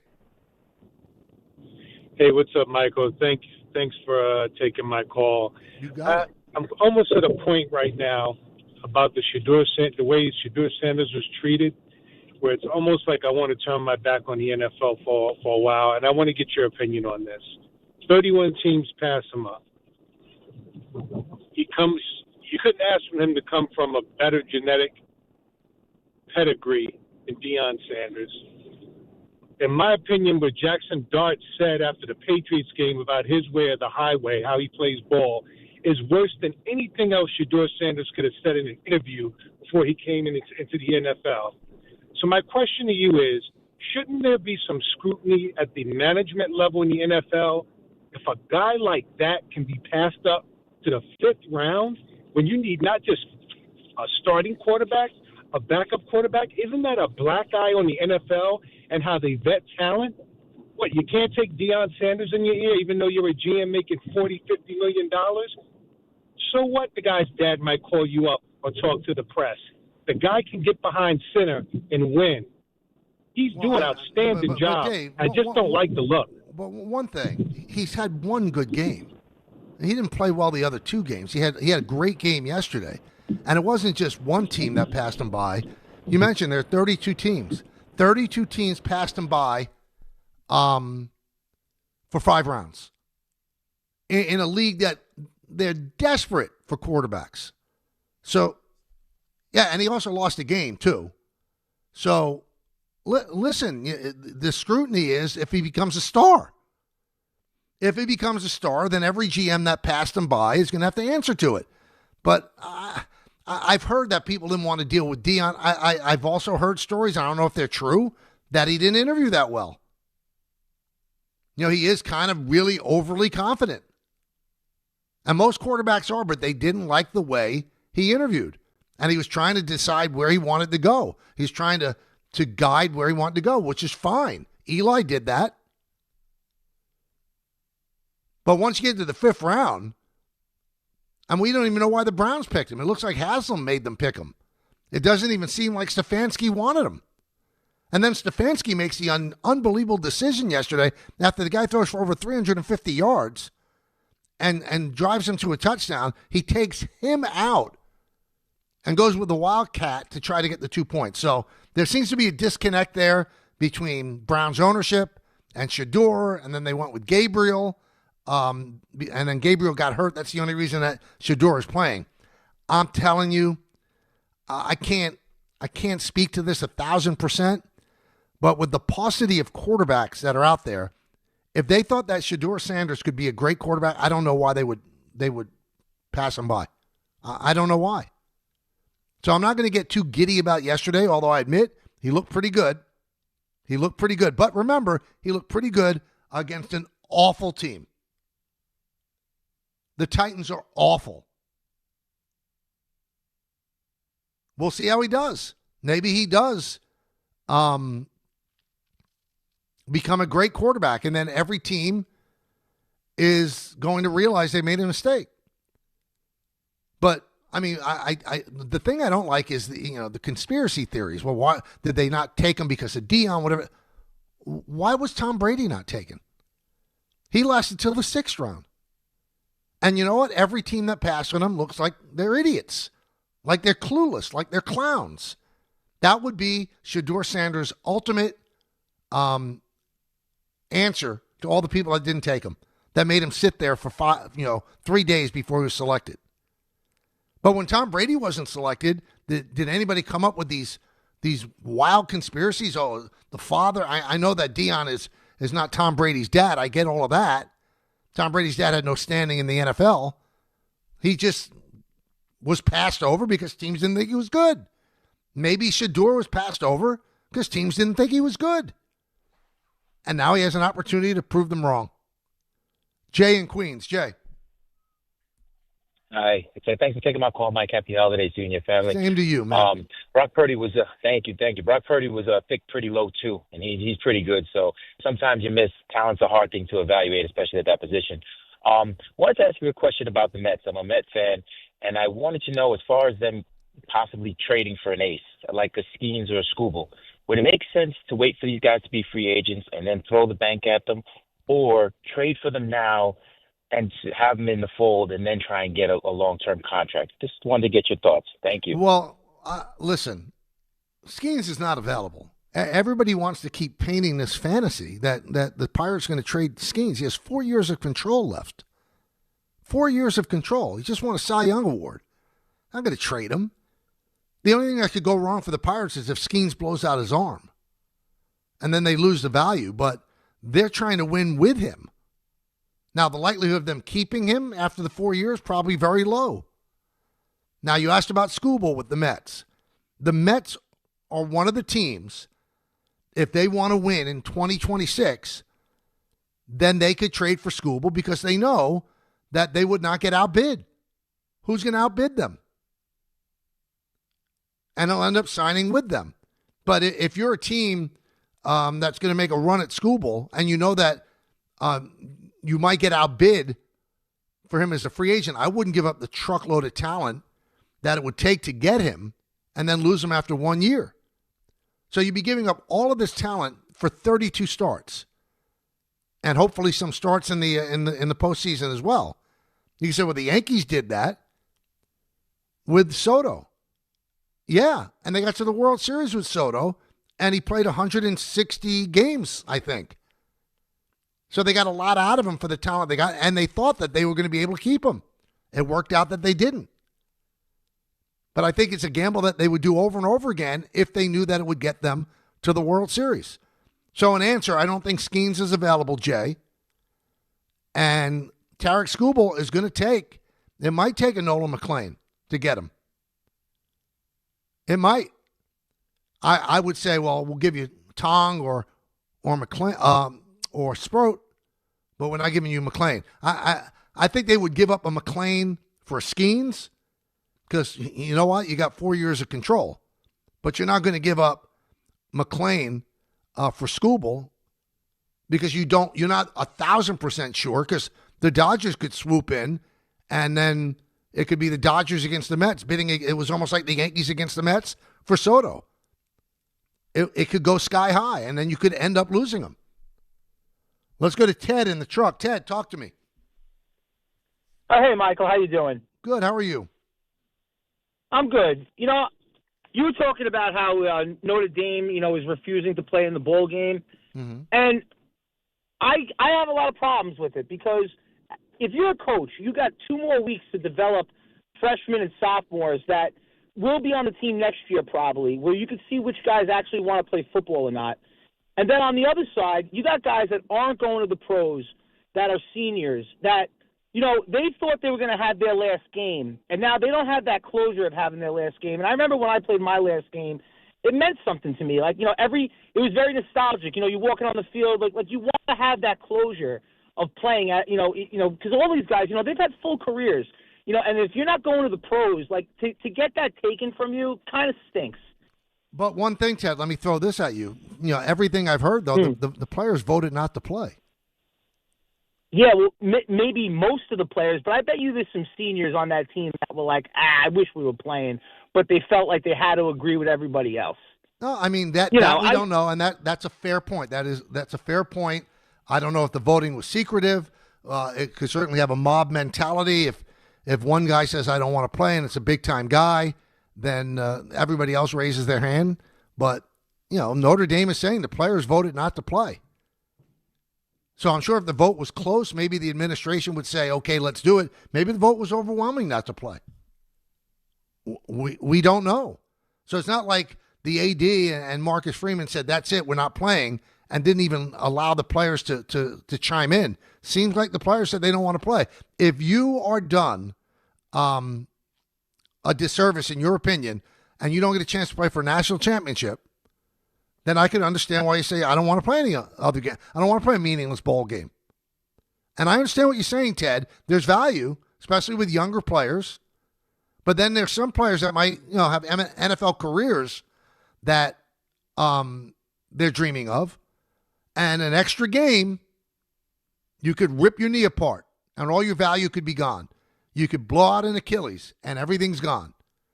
So maybe that comes into play as well. We'll risk that to win a title. We're not going to risk that at the Massengill Bowl. We're not going to do it. Not worth it to us. Talk more about the Hall of Fame where Don Mattingly on the outside looking in again. That's in a moment when we come back. FanDuel Sportsbook app is your home for all your favorite NFL bets, from yards to touchdowns to who will win. With FanDuel, any play can be the play of the game. Tonight, FanDuel is giving all customers a 30% PBT. That's right, you can get in on the action with a 30% PBT tonight during the Chargers-Eagles game. So make FanDuel your go-to app for any snap. Just visit FanDuel.com/K to bet on the game. Play your game with FanDuel, an official sports betting partner of the NFL. 21 plus, physically present in New York, opt-in required. Bonus issued as non-withdrawable profit boost tokens. Restrictions apply, including any token expiration and max wager amount. See terms at sportsbook.fanduel.com. For help with a gambling problem, call 1-877-8-HOPE-NY or text HOPE-NY 467-369. 1 in every 6 men is likely to be diagnosed with prostate cancer in his lifetime. That's why New York Presbyterian wants to remind men over 50 to book a prostate cancer screening. A simple blood test is all it takes. It could save your life. Screenings are available across New York City and Westchester at locations near you. Schedule your annual prostate cancer screening today at nyp.org/cancer screening. Stay amazing. New York Presbyterian. Whether you're shopping, gaming, or streaming this holiday season, don't take slow for an answer. Get Optimum Fiber for the fastest, most reliable, and most consistent internet speeds, starting at $25 a month. Call 888-4OPTIMUM or visit Optimum.com to switch. Act now and get Netflix, a 5-year price lock, and $100 back, all on us. Call 888-4OPTIMUM or visit Optimum.com today. Optimum, don't take slow for an answer. Terms apply. See Optimum.com for details. The holidays are here, and Amazon Pickup is your MVP of package pickup. Need that perfect gift like a brand new jersey for the big game? With Amazon Pickup, you can grab your order from secure Amazon lockers or counters near you on your schedule at no extra cost. It's fast, it's easy, and it keeps your holiday surprises tucked safely away. So whether you're running from work or heading to the holiday party, Amazon Pickup makes holiday shopping worry-free. Find your nearest Amazon Pickup location at amazon.com/pickupmvp. That's amazon.com/pickupmvp. If you've been injured on a construction site, then you need a lawyer who knows New York's unique labor laws. At the Parisman Firm, they have decades of experience handling construction accident cases and a proven track record of delivering huge results. Their team has already recovered nearly $1 billion for hardworking New Yorkers. From scaffold accidents to slip and falls and equipment failures, they've got your back. Call the Parisman Firm now at 718-WORKERS. That's right, 718-WORKERS, because your case is their cause. Get the justice you deserve today. 1-877 Cars for Kids, KARS Cars for Kids. 1-877 Cars for Kids. Donate your car today. 1-877 Cars for Kids. Donate your car today. Ready to get rid of that old car? Donate it to Cars for Kids. Call 1-877-CARS-FOR-KIDS to reach a friendly live agent. Donation's super easy, and your car can be picked up as soon as tomorrow. Call us now, 1-877-CARS-FOR-KIDS. That's Cars with a K to donate your car today. 1-877 Cars for Kids. KARS Cars for Kids. KARS Cars for Kids. 1-877 Cars for Kids. Donate your car today. Hurry! It's our last chance to donate for 2025. For over 100 years, Slomin's has been your trusted partner in comfort. When it comes to home heating oil, we deliver more than just quality fuel. We deliver peace of mind. With price protection, automatic deliveries, 24/7 service, and up to 30 days to pay your invoice. Our dedicated team is just a call away, ensuring you stay warm and comfortable all winter long. Sloman's, New York and New Jersey's largest heating oil provider, proudly serving our community for generations. Give us a call today at 866-GET-HEAT or visit oil.slomans.com. Hey, it's Alan Hahn. Let me tell you about my friends at Bath Fitter. They remodeled the bath by my pool. They converted a tub into a shower. The result is amazing. Bath Fitter offers all types of custom bath renovations, including their unique PermaFit solution for a watertight fit. It's done in one day, easy to clean, and durable with no demo or mess, and it costs less than a standard replacement. Plus, a lifetime guarantee. Right now, you get no money down, no payments or interest until 2027. So start designing your bath today at bathfitter.com. There's only one Bath Fitter. The holidays are rolling in, and if men in your life are struggling with their holiday wish list, tell them to add Manscaped to make gift giving easy, fun, and completely stress-free this year. From the beard hedger to the lawnmower trimmer, Manscaped's precision tools keep you looking sharp, feeling confident, and ready for every event and celebration all season long. These aren't just stocking stuffers, they're upgrades for your daily routine. And right now at Target, you can save 20% on the Lawnmower 4 and 3 kits, Handyman, and the Beard Hedger. Hurry up, supplies won't last long. Rich Eisen here, and we're brought to you by Sonos. The holidays sound better with Sonos speakers. Whether it's a movie night that feels larger than life or the roar of the crowd as your team takes the field, Sonos helps create the moments you'll remember. Beautiful design, incredible sound, and effortless control mean you can focus on what matters most, enjoying the season. I love Sonos, and so will you. Discover how easy it is to bring every room to life with incredible sound. Explore Sonos speakers, soundbars, and more at Sonos.com. All right, we talked about this a little bit earlier. Don Mattingly does not make the Hall of Fame. 19th time he was up for consideration, and he is 0 for 19. 3 years ago, he fell 4 votes shy. This year, he fell 6 votes shy. He needed 12 out of the 16. He got 6, as did Dale Murphy. Everybody thought that Dale Murphy and Mattingly would get in. They didn't. The only one who got in was Jeff Kent. Jeff Kent got 14 votes. Hit 290 in his career. 377 home runs, the most ever by a second baseman, over 17 seasons. The next closest to getting in, Carlos Delgado. Not many people considered that, he would get that much consideration, but he got 9 votes. And Mattingly and Murphy got 6. Bonds, Clemens, Sheffield, and Valenzuela each got fewer than 5 votes, which means they are ineligible for future ballots until at least 2031. So I guess the best comp when it comes to numbers for Mattingly is Kirby Puckett. The numbers are almost identical, but Kirby won 2 World Series with the Twins. Don got into the playoffs once in 1995 through no fault of his own. Yankees didn't have pitching in the 80s. They had a great offense. They had no pitching. So Mattingly played wondrous baseball for 5 or 6 years, and then his back gave out, and he became a different player. I think the most he ever hit after that 6th season was 10 home runs in a season.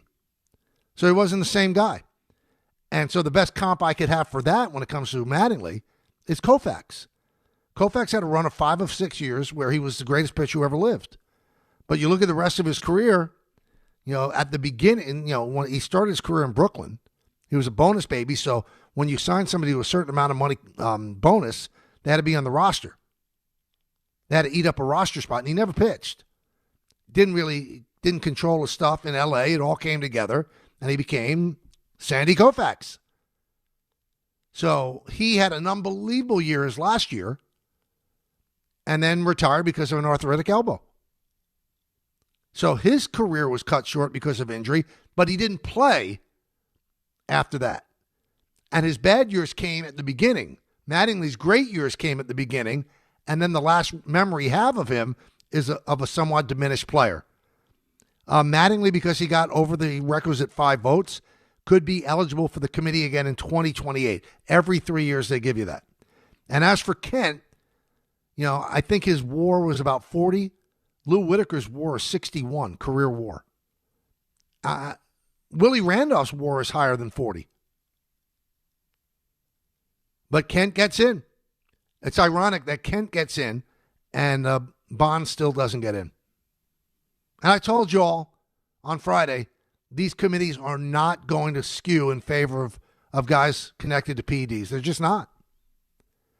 The former players are not going to let them in. They're just not. But the worst argument, and it came up again, and it's from people I respect as well, the Hall of Fame is a museum.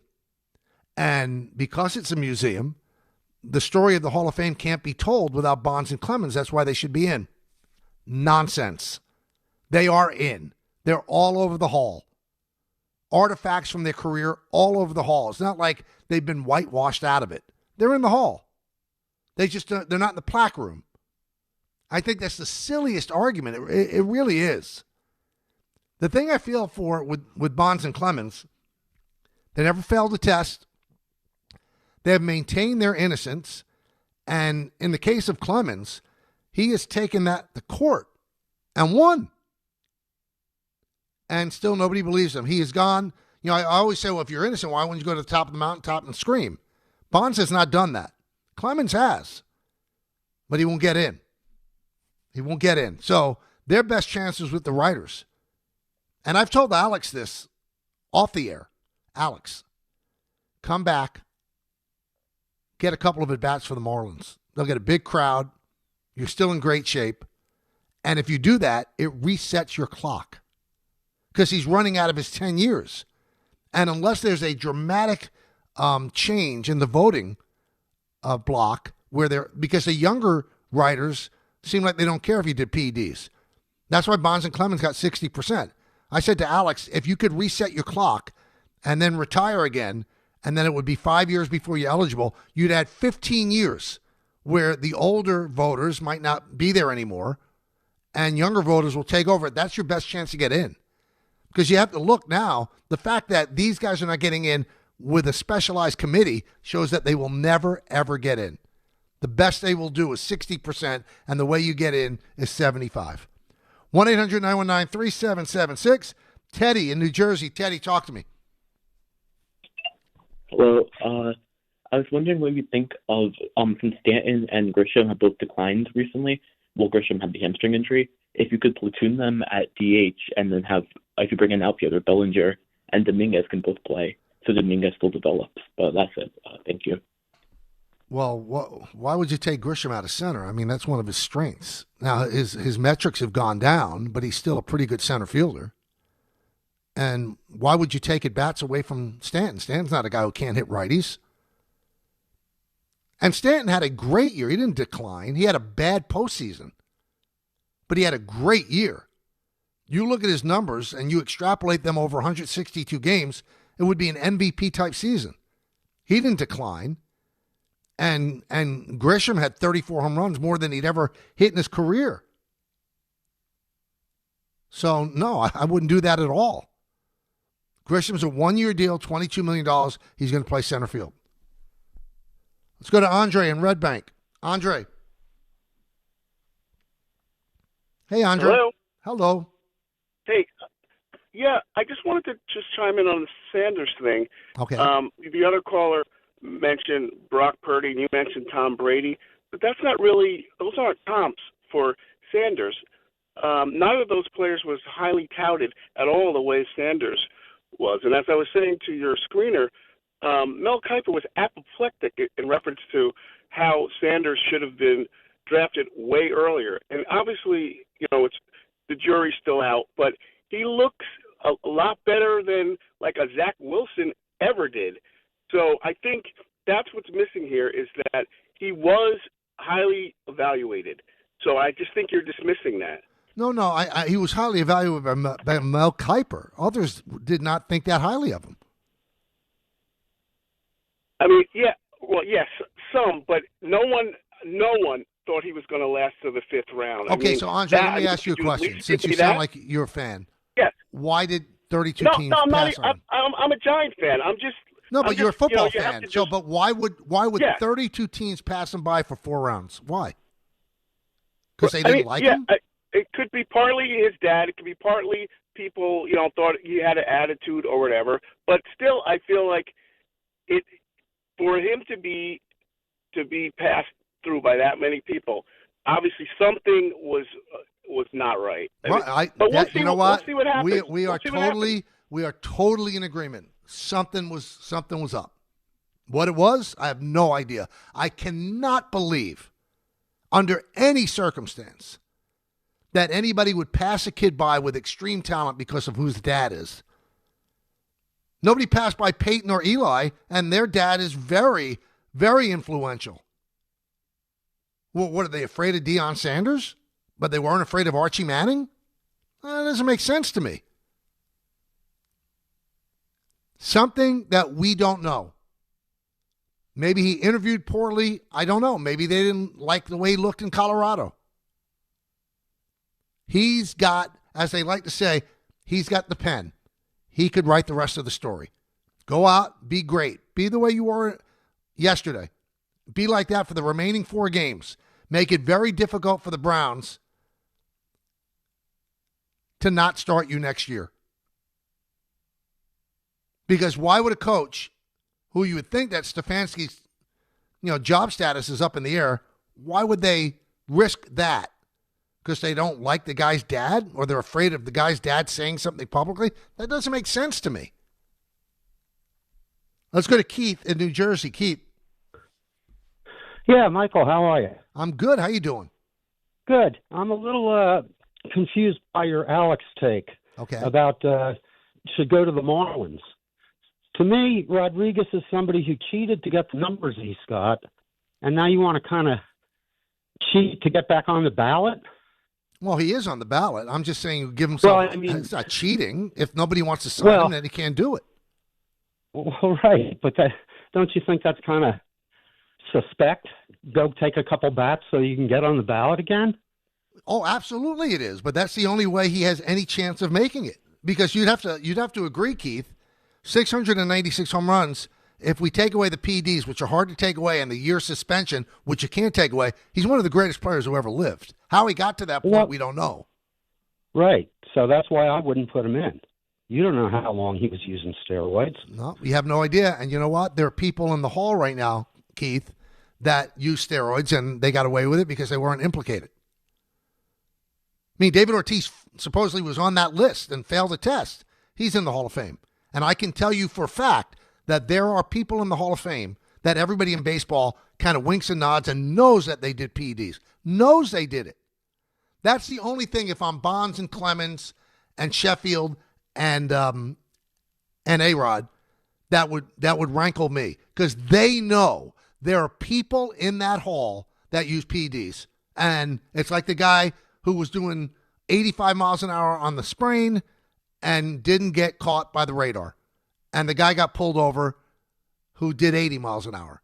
And he knows that the guy just zipped by him 5 minutes ago and he got away with it. There are guys whose faces are emblazoned on plaques in the Hall of Fame that were recidivists of PED users. That's, I think, what really gets these guys. You think that those are the only people that use PEDs in baseball? No. They got sloppy and they got caught. And I'm not saying it's unfair to keep them out. I am not saying that. And I'm trying to do the workaround, saying go and get the at-bats and see if the voting block changes, because you're not cheating in this sense, because I'm sure that the younger the voting block gets, they don't care about PEDs, just like NFL voters don't care about PEDs. There are guys in the NFL that use PEDs that were suspended for PEDs, and they're in the NFL Hall of Fame. But in baseball, it's looked at as sacrosanct by the older voting block. And I've always said this, if I had a vote, and I don't, I would not vote for anybody that failed a test or was suspended. I wouldn't. So that means that I wouldn't vote for Alex. I wouldn't vote for Manny Ramirez. I'd have a hard time with Clemens and Bonds because they didn't fail tests. Because once again, the thing that rings true is that there are guys in the hall that use PEDs. And they just got away with it. And everybody in the know knows they did. But it's hard to not vote for them when they were never,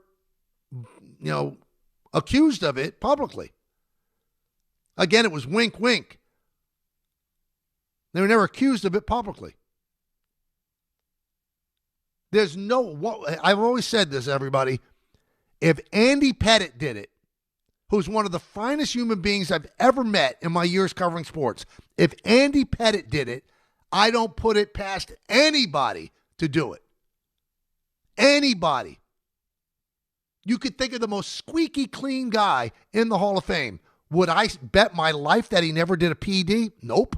Because if Andy Pettitte, again, as fine a human being as I've ever come across in professional sports, if he did it, then anybody could do it. Anybody. And that's probably the biggest gripe that guys like Bonds and Clemens have. They know. Players know who did it. They know. Canseco said 75% of baseball was doing it. A lot of people got away with it. And the thing that got Alex was a paper trail.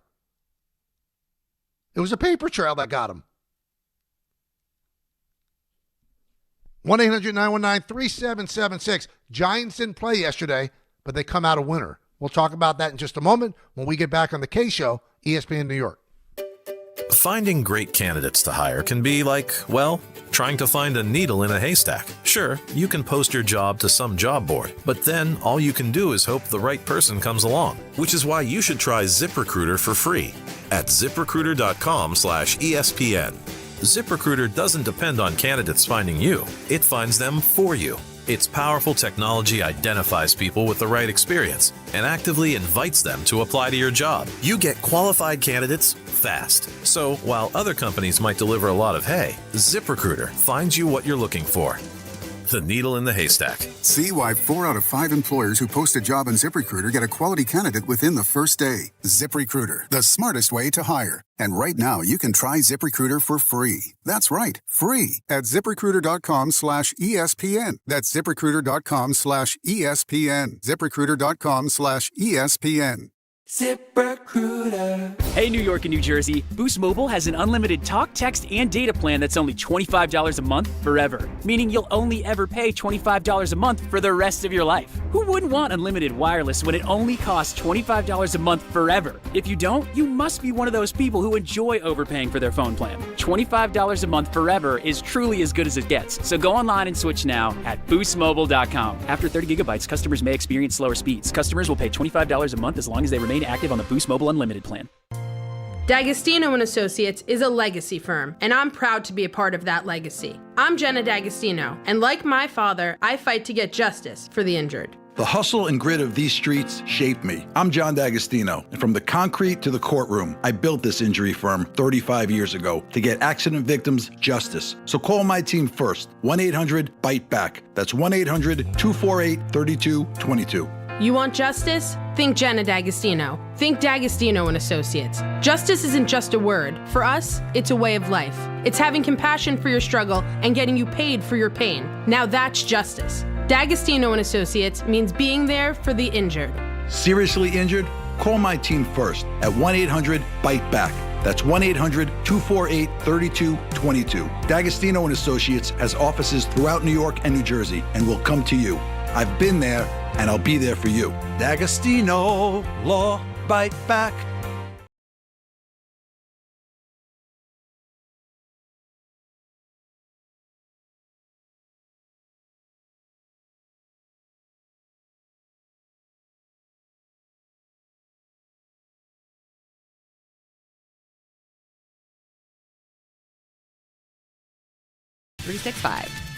Gambling problem? Call 1-800-GAMBLER. 21 plus only. Must be physically located in New Jersey. T&Cs apply. New York Lottery's holiday scratch-off games are the perfect gift for everyone on your list. Like me, your Aunt Jules. I told you I didn't need a gift this year, but I secretly really want one. Or me, your neighbor Frank. I hope you didn't forget I'm coming to your holiday party tonight. Or me. Why does no one ever think of the voiceover guy? Anyway, New York Lottery's holiday scratch-off games have more winners and top prizes up to $5,000. Please play responsibly. Must be 18 plus. Gambling problem? Call 1-877-HOPE-NY or text HOPE-NY. Clinton Yates here, and the holidays are upon us, full of gatherings, toasts, and plenty of cheer. And if you're like me, you want every moment to shine. That's why I head to Total Wine & More, where you'll find it all at the lowest prices, from rich whiskeys and smooth tequilas to festive liqueurs and elegant champagnes. And if you're not sure what to grab, their guides will help you find bottles that impress. You'll always find what you love and love what you find only at Total Wine & More. Spirits not sold in Virginia and North Carolina. Drink responsibly. B21. Empower. Jen has ordered a decadent seafood tower, king crab legs, lobster tails, and a waterfall of caviar. Pricey? You bet. But Jen worked with Empower on her savings and investment strategy and planned for splurges like these. She got good at money, so she can be a little bad. Ooh, champagne. Empower. Invest well, live a little. Start today at empower.com. Past performance is not indicative of future returns. Investing involves risk. You may lose money. Advisory services are provided for a fee by Empower Advisory Group, LLC, EAG, a registered investment advisor with the Securities and Exchange Commission. OMG, those shrimps are really jumbo. ESPN New York is throwing a holiday party you don't want to miss. Join us Friday, December 12th at your mother's house in Garden City Park. We'll be broadcasting the Michael K. Show live from 1 to 3, followed by Don, Hahn, and Rosenberg from 3 to 7, all while supporting a great cause. Bring a toy to benefit the Garden of Dreams Foundation and help make the season brighter for local kids in need. It's the ESPN New York Holiday Party, Friday, December 12th, brought to you by Spiked Aid, Security Dodge, Amazon Pickup, and ESPN New York. All right, so the Colts have made it official. It is a torn Achilles for Daniel Jones. He will undergo surgery at some point this week and probably miss most of next year as well. Just a terrible, terrible blow. Giants had their bye week. They certainly were front and center on the NFL shows. Jameis Winston was on Fox, and Russell Wilson was on CBS. They both did okay. I was switching back and forth. Jameis Winston's a character, I'll tell you that. He's so over the top that you wonder if that plays over, 18 weeks. To see him be kind of that outrageously goofy guy. I guess it plays with Gronkowski, but he's not even close to what Jameis Winston is. Gronkowski plays the lunkhead. Jameis Winston, almost plays like the clown. So maybe network executives would like that. Anyway, how did the Giants win yesterday? Well, because the Titans lost, the Giants now hold the number one pick in the draft. Number one, because of strength of schedule. And so they're the same record as the Titans. Titans schedule does not match up with the Giants schedule, so the Giants get the number one pick. If it remains this way, and the Giants do have some winnable games for the remainder of the year, but if it stays this way, the Giants are in the catbird seat. If you watched Indiana against Ohio State and you like Mendoza a lot, then you're going to trade with the Giants to get that pick. The Giants had their quarterback, right? That's Jackson Dart. It's not like Arch Manning's coming out. At least we don't think so, where the Giants would think about taking him. Giants now could say, how much? How many picks coming my way? This pick is up for sale. Catbird seat. Now, is it going to be Joe Shane who makes that auction? I don't know. But whoever's in charge of the Giants, they now are in great shape to extort anything they want out of a team that desperately needs a quarterback. Might that be the Jets? Don't know. Remember, the Jets have those 5 first-round draft picks over the next 2 years. Maybe the Giants get a couple of them if the Jets really did fall in love with Mendoza. Let's go to Joe in Manhattan. Joe, talk to me. Hello, Michael. I was calling about Don Mattingly. Okay. And the people who've gotten in around him, like Harold Baines and Puckett, are annoying enough. But the one that struck me is Koufax, because in 1962 to 68, they raised the mound and increased the strike zone for the pitchers. I guess they didn't want to pay all those guys hitting home runs. So, he had that advantage. His weakness before that was control. And I don't know. I'm not sure Mattingly belongs in the Hall of Fame, but with all those other guys, I think he certainly deserves serious consideration. Well, I think he deserves consideration, but I'm not going to sit here and question Koufax, because whatever they did with the mound, and I believe they lowered the mound after 67, he was already out of the game, but he's one of the greatest pitchers of all time. So there were other pitchers that pitched during that time, and they were not as dominant and unhittable as Sandy Koufax. Sandy Koufax is a legitimate Hall of Famer. But the beginning of his career was a zero. As you said, he didn't have command, whatever the case may be. It was a zero. And Mattingly, his bad years were after his great years. Koufax, it was a little bit different. Charlie in Phoenix. Charlie. Hello, Michael. Charlie here in Phoenix. Michael, I just want to commend you on the great show that you have there, and thank you for all your time that you put into it. Thanks. Quick question. What about Thurman? Can Thurman get into the Hall of Fame? If not, what can we do to get him in there? Because I think he deserves to be in there. I mean, I think he was well on his way to having the numbers to qualify, but I think he's also in there now. There's also other cats in there that had numbers comparable to him, if I'm not mistaken. No, So I think there's a chance. I think there's a chance. There's nothing that you can do about it. Everybody runs these committees and they try to, pump up a guy's candidacy. It does, believe me, it doesn't do anything. You could try. I mean, there are people doing that for Tommy John. There's people doing that for Thurman, and it's great that you're trying, but I don't think it influences the voters. They look at the numbers and they decide. So there's nothing you could do. I think Thurman has a chance. It seems like he's gained some traction over the years, but the next committee that he's eligible to be voted on, let's see if he gets in. We didn't even mention the Knicks' big win over the Magic yesterday, 106-100. The Knicks are 13-1 at MSG, and tomorrow they play their cup game in Toronto against the Raptors. So quarterfinal cup game. We'll break that down a little bit tomorrow as well. Really, really fun show. Thank you for being part of it, as always. Coming up, Don, Hahn, and Rosenberg. I will talk to you again tomorrow at 1 p.m. And in the words of Billy Joel, life is a series of hellos and goodbyes. I'm afraid it's time for a goodbye again. See everybody. Have a wonderful day. At Uline, they know going the extra mile takes hard work.